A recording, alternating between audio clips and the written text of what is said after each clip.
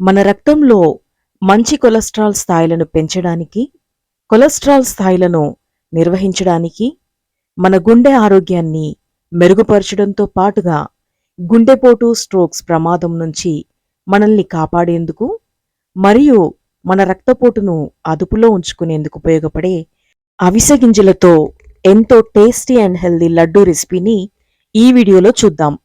అవిసె గింజల లడ్డు ప్రిపేర్ చేయడానికి బెల్లం, బాదం పప్పు, అవిసె గింజలు, నువ్వులు, యాలకులు మరియు ఉండ చుట్టుకోవడానికి నెయ్యిని కూడా ఇక్కడ మనం వాడతామన్నమాట. సో ముందుగా ప్రాసెస్లోకి వెళ్ళిపోదాము. మనము పాన్ హీట్ అయిన తర్వాత 50 గ్రామ్స్ బాదం పప్పుల్ని దోరగా వేయించుకోవాలి. లో టు మీడియం ఫ్లేమ్లోనే వీటిని మనం ఫ్రై చేసుకోవాలి.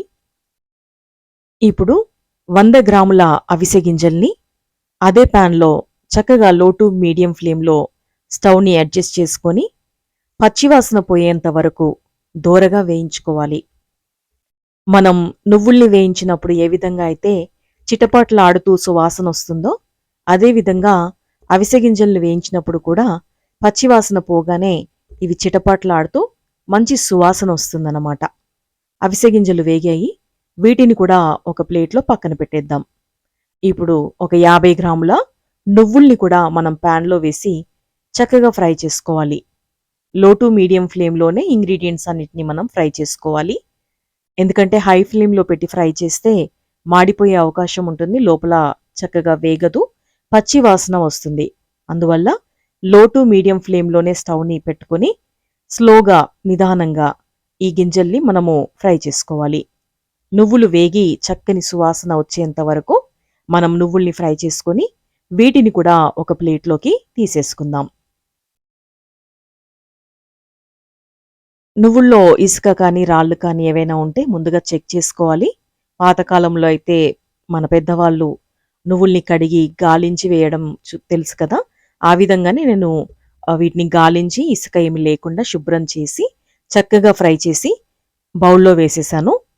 ఇప్పుడైతే ఈ ఇంగ్రీడియంట్స్ అన్నీ చల్లారనివ్వాలి. మనము ఇక్కడ బెల్లం పాకంతో ఉండల్ని చుట్టుకుంటామన్నమాట. ముందుగా అయితే మనం ఈ పౌడర్స్ని ప్రిపేర్ చేసుకుందాము. మిక్సీ జార్లో వేయించి పెట్టుకున్న బాదం పప్పుని పొడి చేయాలి. తరువాత నువ్వులు, తర్వాత అవిసె గింజలు ఒకదాని తర్వాత ఒకటి మిక్సీ జార్లో వేసి, మరీ మెత్తగా కాకుండా కాస్త బరకగా ఉండేలాగా మిక్సీలో వేసి పొడి చేసి పక్కన పెట్టుకున్న తర్వాత ఇప్పుడైతే మనం బెల్లముని పాకం పడదాము. దానికోసం ఒక 100 గ్రాముల బెల్లం ఇక్కడ నేను తీసుకున్నాను. అది మునిగేంత వరకు కొన్ని వాటర్ని వేసి బెల్లం చక్కగా కరిగి కాస్త చిక్కబడ్డ తర్వాత, అంటే మనం తీగ పాకం ఉండపాకం అని కాకుండా కాస్త బెల్లం పాకం చిక్కబడ్డ తర్వాత ముందుగా మనం పొడి చేసి పెట్టుకున్న బాదం, నువ్వులు మరియు అవిసె గింజల పొడిని ఇందులో మనం యాడ్ చేయాలి. ఇది యాడ్ చేసిన తర్వాత ఈ మిశ్రమం అంతా చక్కగా పాకంలో ఉడికించుకోవాలి. ఇది ఉడకడానికి ఒక 5 to 10 మినిట్స్ టైం పడుతుంది. ఇది చక్కగా లో ఫ్లేమ్లోనే దీన్ని కూడా మనం ఉడికించుకుంటూ కాస్త నెయ్యిని యాడ్ చేసుకోవాలన్నమాట. చక్కగా ఇది వేగి పాన్కి సపరేట్ అవుతుంది. అప్పటి వరకు కూడా దీన్ని నిదానంగా మనం వేయించుకోవాలి.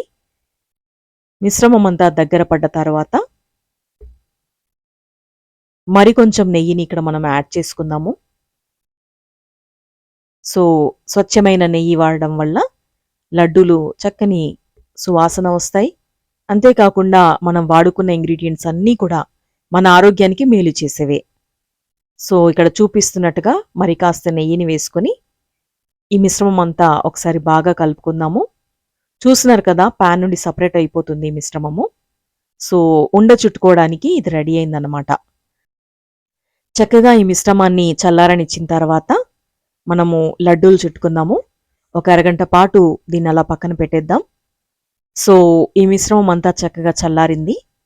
చేతికి కాస్త నెయ్యి రాసుకొని మనకు నచ్చిన సైజులో మనం ఇప్పుడు ఉండల్ని చుట్టుకుందాము. సో చూస్తున్నారు కదా ఫ్రెండ్స్, అవిసె గింజలతో ఎంతో టేస్టీ అండ్ హెల్దీ లడ్డూ రెసిపీని. ఇందులో మనం వాడిన అవిసె గింజల వల్ల ఏమేమి హెల్త్ బెనిఫిట్స్ ఉన్నాయో నేను చెప్పాను.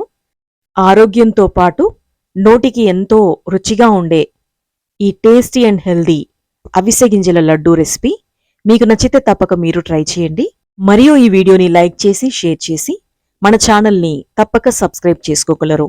Thank you so much for watching this video.